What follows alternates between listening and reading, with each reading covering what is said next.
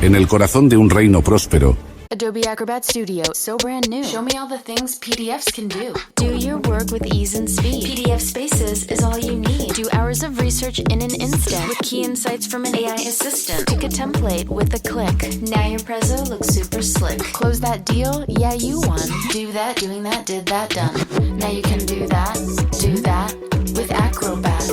Now you can do that with the all-new Acrobat. It's time to do your best work with the all-new Adobe Acrobat Studio. This podcast is brought to you by Carvana. Carvana lets you buy your next car on your terms. Explore a massive inventory online, filter for what matters, and find your perfect match. Then choose delivery to your home or pick it up at one of Carvana's iconic car vending machines. Every car also comes with a 7-day money-back guarantee, so you can make sure it's the right fit. Buy your car on Carvana. Delivery or pickup fees may apply. Limitations and exclusions may apply. See our 7-day return policy at Carvana.com. Carvana. cuando las voces de los profetas aún resonaban en las colinas de Israel, y la grandeza de los reyes pasados todavía se podía sentir en el aire, un hombre se alzó para tomar el trono. Este hombre fue Roboam, hijo del legendario Salomón, nieto del gran David. Roboam tenía ante sí una responsabilidad inmensa, la de mantener unido el reino que sus ancestros habían construido con tanto esfuerzo y devoción. Sin embargo, el destino de Roboam no fue el de unificar, sino el de dividir. Pero en lugar de consolidar el poder y llevar al reino a nuevas alturas, Roboam sería recordado como el rey que dividió lo que sus ancestros habían construido.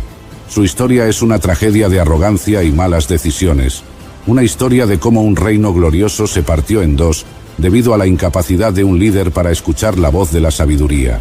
Prepárate para adentrarte en la vida de un rey, cuya falta de humildad dejó una marca imborrable en la historia de Israel. Una historia llena de advertencias para cualquiera que alguna vez se encuentre en una posición de liderazgo. Roboam era el hijo de Salomón y nieto de David, dos de los reyes más conocidos y poderosos de Israel. Creció rodeado de riqueza y sabiduría, y en la corte de su padre se escuchaban los proverbios más profundos y los cantos más bellos. Roboam vivió en el esplendor de Jerusalén, rodeado de lujos y una educación que incluía el conocimiento de las leyes divinas, la historia de su pueblo y las tradiciones que habían guiado a Israel desde los tiempos de Moisés. Sin embargo, con toda esa sabiduría a su disposición, Roboam carecía de la capacidad de entender el verdadero propósito del liderazgo: servir al pueblo. Salomón había sido un rey sabio, conocido por sus decisiones justas y por la construcción del gran templo en Jerusalén. Sin embargo, también había sido un hombre que, en sus últimos años, se desvió del camino de Dios al permitir la idolatría en su reino debido a las influencias de sus muchas esposas extranjeras. Este legado de riqueza y sabiduría, pero también de idolatría y opresión, fue lo que Roboam heredó al ascender al trono. La grandeza del templo, los palacios y las ciudades fortificadas estaban presentes, pero también lo estaban los altares a dioses falsos y la carga de los altos impuestos que habían sido necesarios para construir todo aquello. Cuando Salomón murió, el pueblo de Israel estaba en una situación complicada. Los años de opulencia y grandes construcciones habían tenido un costo alto para la gente común. Salomón había impuesto altos impuestos y trabajos forzados para poder mantener su reino y sus proyectos faraónicos. Los campesinos, artesanos y trabajadores sentían el peso de la opresión y la explotación, y estaban desesperados por un cambio. Había un sentimiento creciente de descontento que, con la muerte de Salomón, se convirtió en una demanda urgente de justicia. El pueblo quería un rey que los escuchara y los liberara de las cargas impuestas por la grandeza del pasado. Cuando Roboam subió al trono, el pueblo esperaba que las cosas cambiaran, que la carga se aliviara y que el nuevo rey fuera un líder que escuchara sus necesidades y fuera compasivo. Sin embargo, Roboam estaba a punto de tomar una decisión que lo definiría para siempre. Tenía la oportunidad de aliviar el sufrimiento de su pueblo y convertirse en un rey querido y respetado, pero su orgullo y la influencia de sus compañeros lo llevaron por un camino equivocado. En el momento de su coronación, representantes de las tribus de Israel se acercaron a Roboam para hacerle una petición. Le pidieron que aliviara la pesada carga de trabajos y tributos que su padre Salomón había impuesto sobre ellos. Era una solicitud justa, un ruego por alivio y compasión. Roboam, no sabiendo qué responder de inmediato, decidió consultar a los consejeros de su padre, los ancianos que habían estado al lado de Salomón durante su reinado. Estos ancianos habían visto los altibajos del reinado de Salomón y entendían la importancia de ganar el favor del pueblo. Estos hombres, con su vasta experiencia, le aconsejaron que atendiera la petición del pueblo, que se mostrara como un rey compasivo y que ganara el corazón de su gente con bondad. Si hoy te muestras como un siervo para este pueblo, ellos te servirán para siempre, le dijeron. Este consejo mostraba la sabiduría acumulada a lo largo de los años y la comprensión de que el poder del rey dependía de la lealtad y el amor de su pueblo. Los ancianos sabían que un líder verdadero es aquel que sirve y se preocupa por los suyos. Entendían que la grandeza de un rey no reside en su capacidad de imponer, sino en su capacidad de inspirar y guiar con justicia. Sin embargo, Roboam también buscó la opinión de los jóvenes que habían crecido con él, sus amigos y compañeros. Estos jóvenes, llenos de arrogancia e inexperiencia, le dieron un consejo muy diferente. Le dijeron que fuera más duro que su padre, que mostrara su poder y autoridad de manera implacable. Querían que Roboam se mostrara como un líder fuerte que no cedería ante la presión del pueblo. Le aconsejaron que respondiera al pueblo diciendo: «Mi dedo meñique es más grueso que la cintura de mi padre. Mi padre les impuso una carga pesada, pero yo la haré aún más pesada. Mi padre los castigó con azotes, pero yo los castigaré con escorpiones». Este consejo, cargado de arrogancia y desprecio, reflejaba una total falta de empatía hacia el pueblo y una incapacidad para comprender las necesidades de aquellos que sostienen el reino. Lamentablemente, Roboam decidió seguir el consejo de los jóvenes, ignorando la sabiduría de los ancianos. Cuando el pueblo escuchó su respuesta, se llenaron de indignación y rabia. Se sintieron traicionados y comprendieron que Roboam no sería el líder que ellos esperaban, sino uno que solo aumentaría su sufrimiento. La esperanza de un cambio se desvaneció, y en su lugar nació un sentimiento de rebelión. Roboam perdió en ese momento la oportunidad de unir a las tribus y de ser recordado como un rey justo. Fue entonces cuando las tribus del norte, lideradas por Jeroboam, quien había sido un siervo de Salomón y había recibido la promesa de Dios de que gobernaría sobre 10 tribus, decidieron rebelarse. Las 10 tribus del norte se separaron y formaron un nuevo reino, el reino de Israel, con Jeroboam como su rey, mientras que solo las tribus de Judá y Benjamín permanecieron bajo el gobierno de Roboam en Jerusalén, formando el reino de Judá. Esta división fue un golpe devastador para el reino unificado que David y Salomón habían trabajado tanto para construir. El reino que una vez había sido un faro de unidad y prosperidad se partió en dos, dejando a ambos fragmentos debilitados y vulnerables. Introducing Meta Ray-Ban Display, the world's most advanced AI glasses. With a full color display built into the lens of the glasses, it's there when you need it and gone when you don't. Send and receive messages, translate or caption live conversations, collaborate with Meta AI, and more. Be one of the first to try Meta Ray-Ban Display. Visit meta.com/Meta Ray-Ban Display to book a demo and find your pair. La decisión de Roboam no solo dividió el reino físicamente, sino también espiritualmente. La unidad que había sido el sueño de David y la gloria de Salomón se rompió en pedazos debido a la arrogancia y la falta de discernimiento de su hijo. El reino de Israel, al norte, y el reino de Judá, al sur, se convirtieron en dos naciones separadas que a menudo estuvieron en conflicto entre sí. Esta división también debilitó a ambos reinos, haciendo que fueran vulnerables a las amenazas de sus enemigos externos. La gloria de Israel, que había sido tan grande bajo el reinado de David y Salomón, comenzó a desvanecerse, y la paz que había caracterizado el reino se convirtió en un recuerdo lejano. La vida de Roboam continuó en medio de conflictos y dificultades. Aunque logró fortalecer algunas ciudades de Judá y prepararlas para la defensa, su reinado estuvo marcado por la idolatría y el alejamiento de Dios. Roboam permitió que el pueblo de Judá construyera altares y lugares altos para adorar a dioses falsos, algo que ofendía profundamente al Señor. La influencia de las naciones vecinas y la falta de un liderazgo espiritual fuerte llevaron al pueblo de Judá a caer en la idolatría, alejándose cada vez más del Dios que los había liberado de Egipto y los había establecido en la tierra prometida. La idolatría no solo era una traición a Dios, sino también una fuente de decadencia moral y espiritual para la nación. La adoración de dioses falsos trajo consigo prácticas corruptas y una pérdida del propósito divino para el pueblo de Dios. Durante el 5º año de su reinado, Roboam enfrentó una invasión del rey Sisac de Egipto. Sisac atacó Jerusalén y saqueó los tesoros del templo del Señor y los del palacio real. Los escudos de oro que Salomón había mandado hacer fueron llevados a Egipto, y Roboam tuvo que reemplazarlos con escudos de bronce, un símbolo de la decadencia del reino bajo su liderazgo. A pesar de todos estos problemas, hubo momentos en los que Roboam se humilló ante Dios. Cuando el profeta Semaías vino a él y a los líderes de Judá para advertirles sobre la invasión de Sisac, ellos reconocieron su pecado y se humillaron ante el Señor.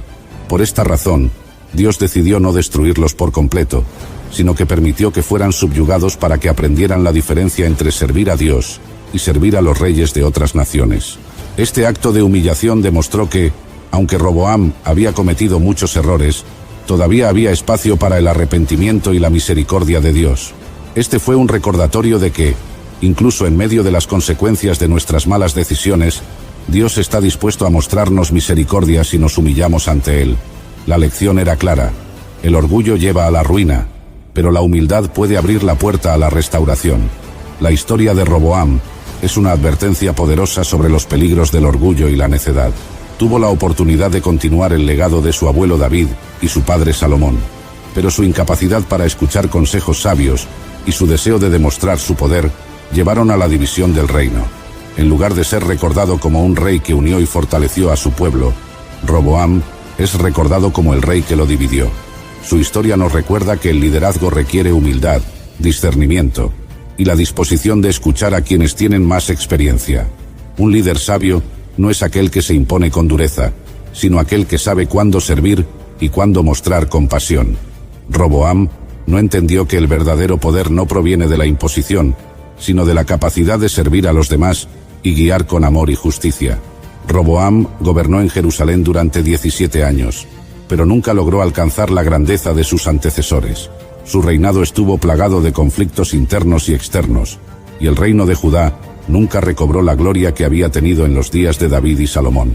Roboam nos muestra cómo una decisión tomada con arrogancia y sin considerar las consecuencias puede llevar a la destrucción y la división.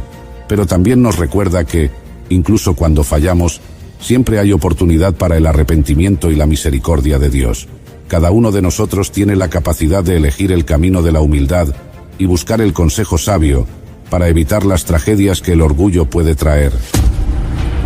Bajo mi mano, Israel floreció como nunca antes, en la cúspide de mi reinado, bajo la bendición de Dios. Israel alcanzó alturas de esplendor y sabiduría nunca antes vistas. El día que el templo de Jerusalén, una maravilla arquitectónica bañada en oro, abrió sus puertas, el mundo se maravilló ante nuestra gloria.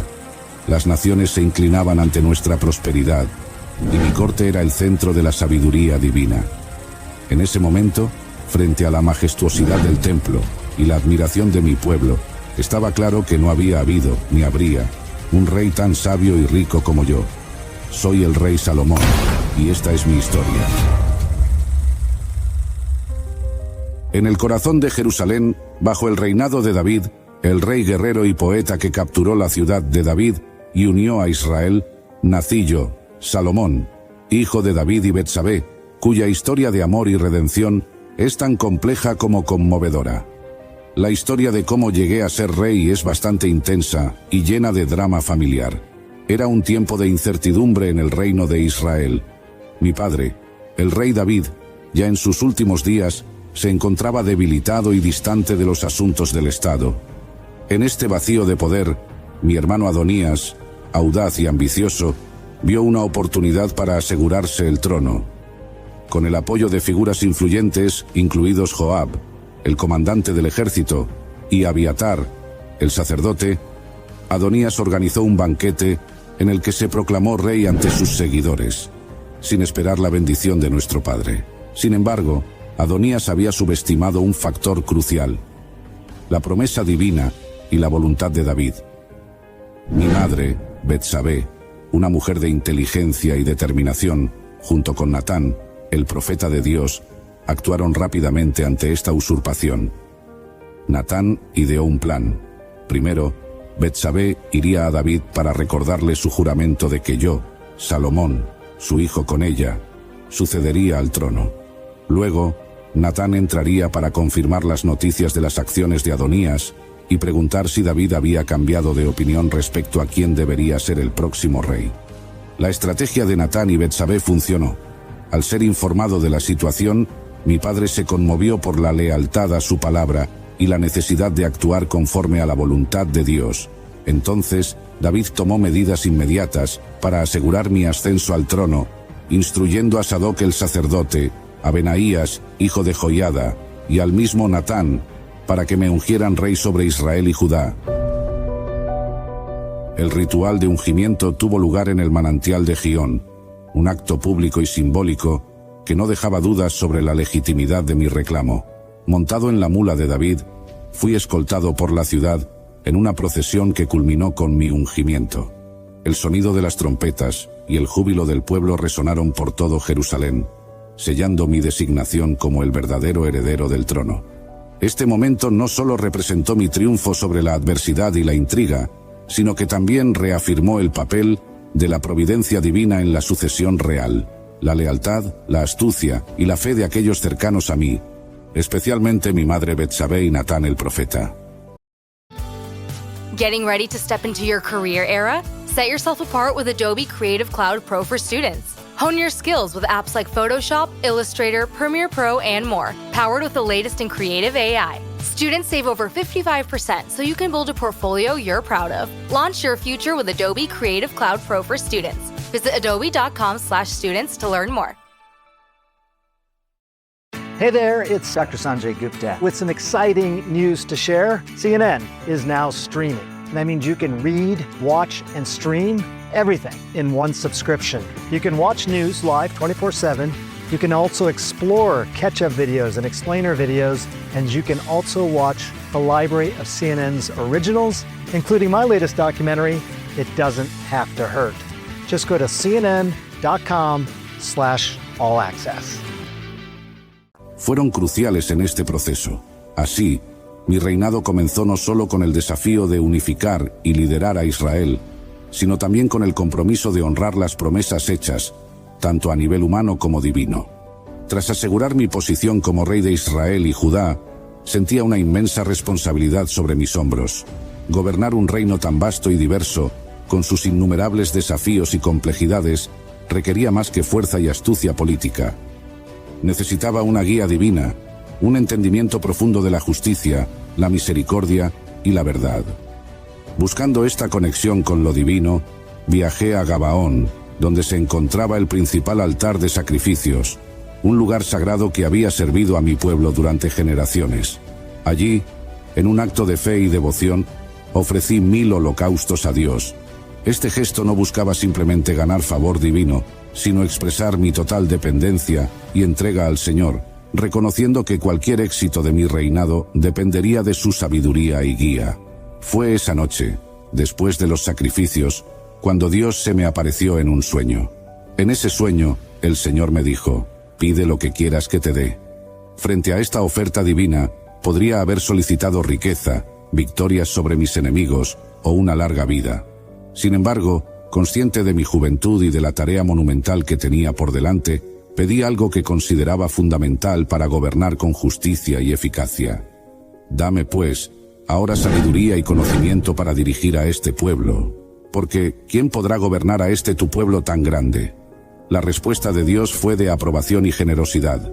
No solo me concedió la sabiduría que había pedido, sino que también prometió darme riquezas, bienes y honor como nunca había tenido rey alguno antes de mí, y como no lo tendría ninguno después, si seguía sus caminos como lo hizo mi padre David.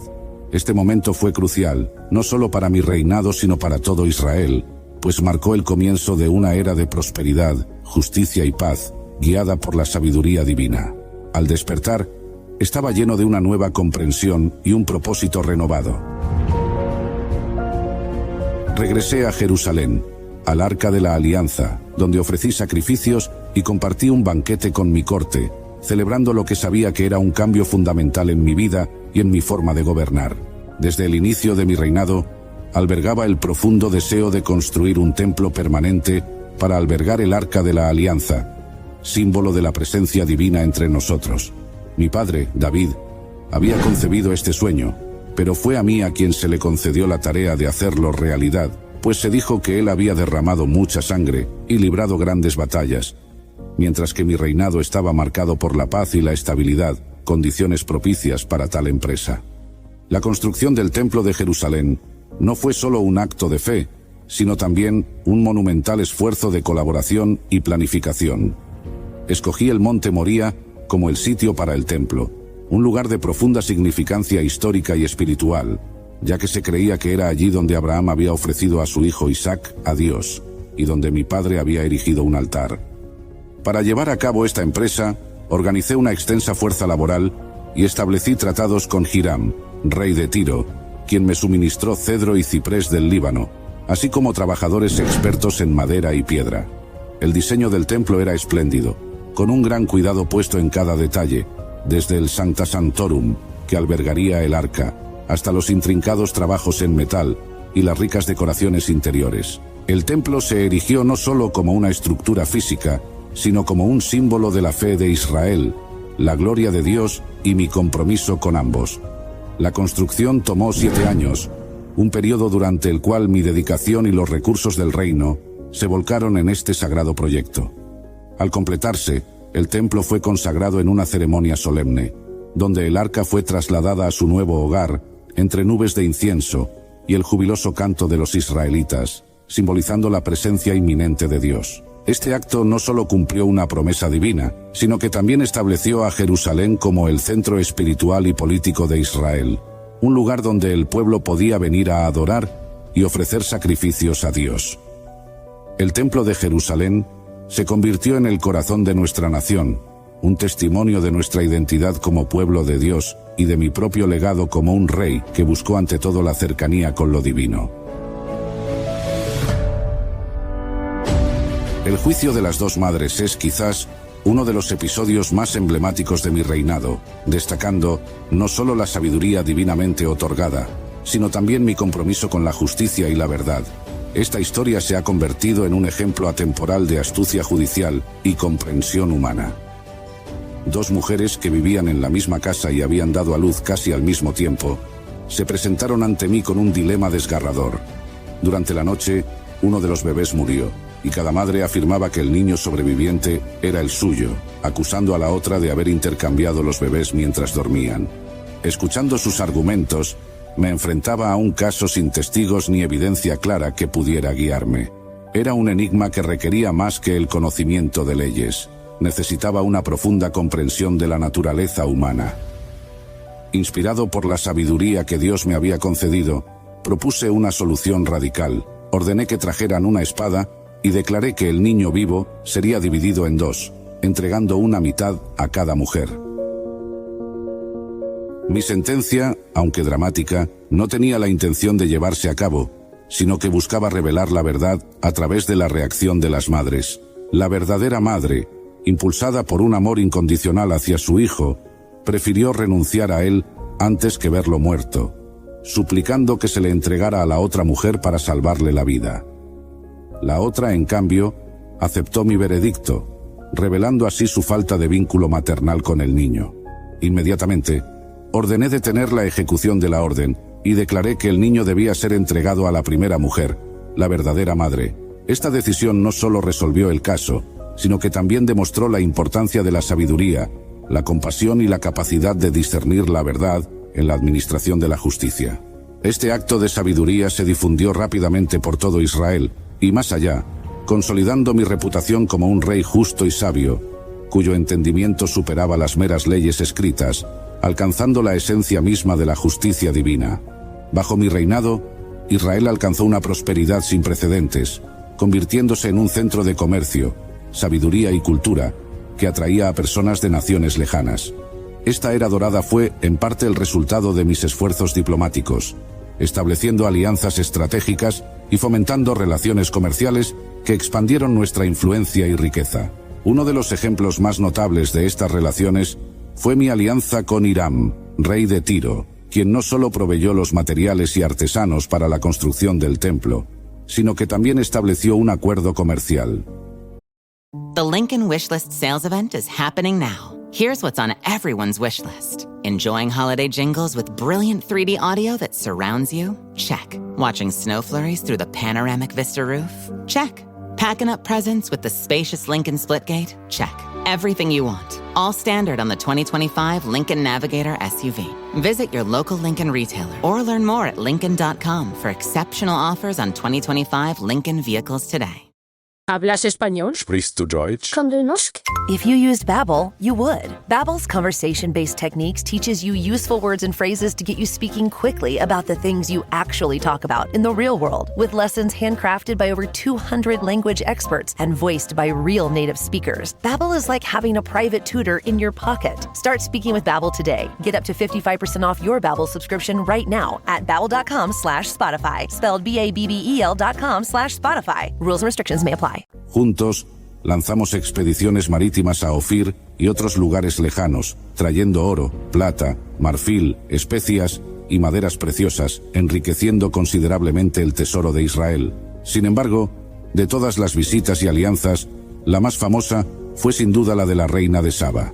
Atraída por los rumores de mi sabiduría y la grandeza de mi reino, la reina emprendió un largo viaje desde el sur para ponerme a prueba con preguntas difíciles y acertijos. Le mostré todos mis conocimientos, el esplendor de mi corte y la magnificencia del templo.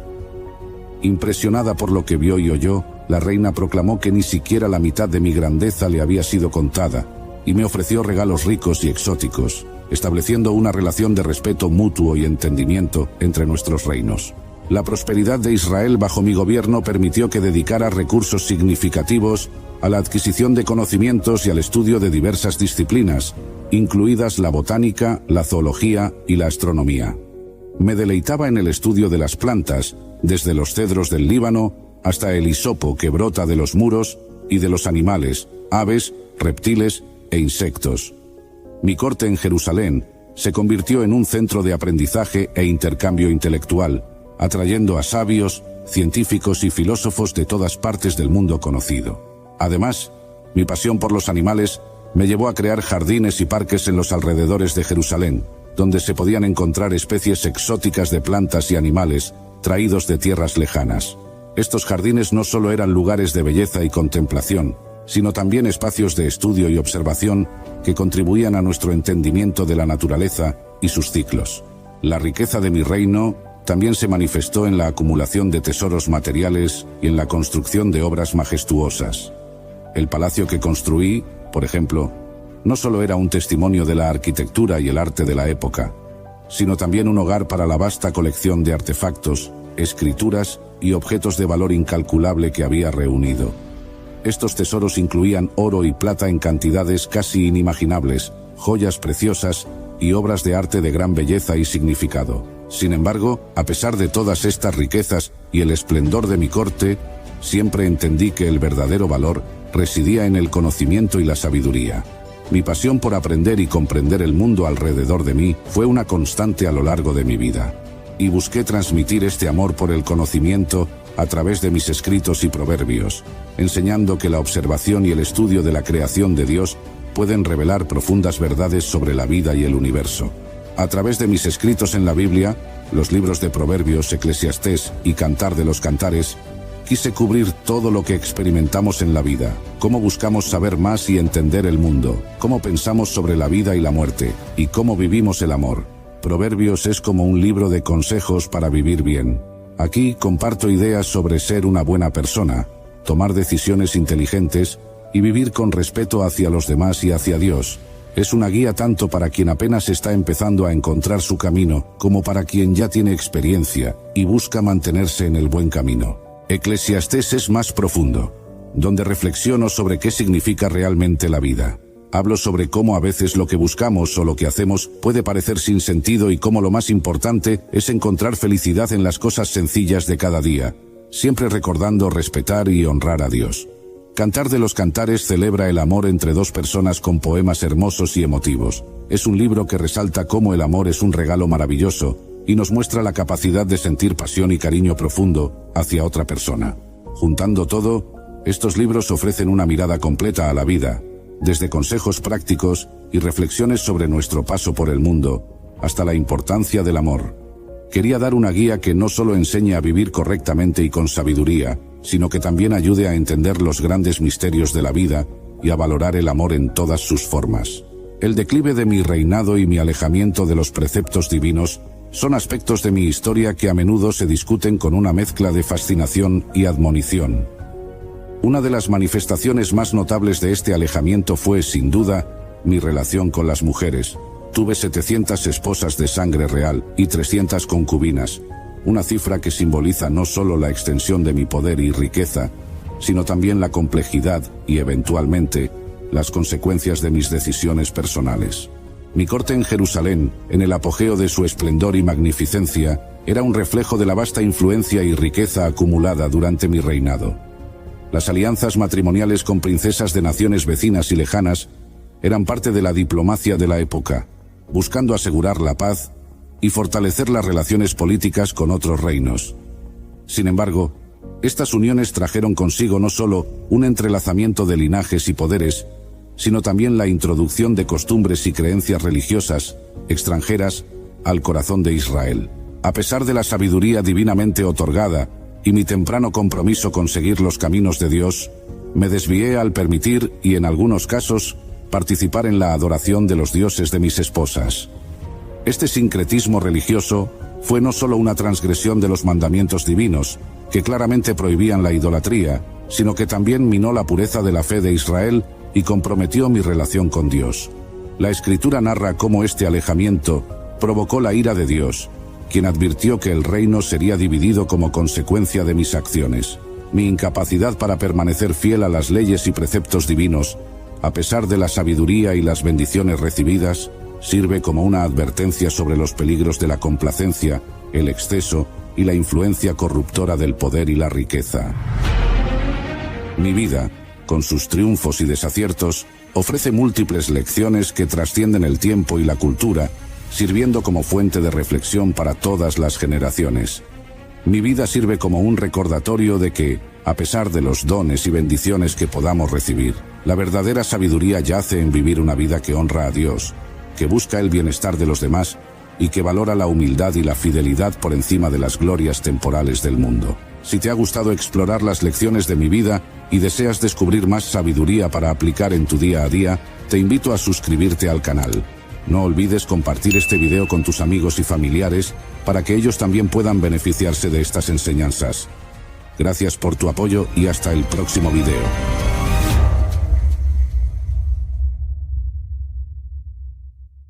Optimism isn't sunshine and rainbows. It's fixing things, changing the way we fix things. It's running the world on smarter energy. Because if optimism never stops, then change can't either. GE Vernova, the energy of change.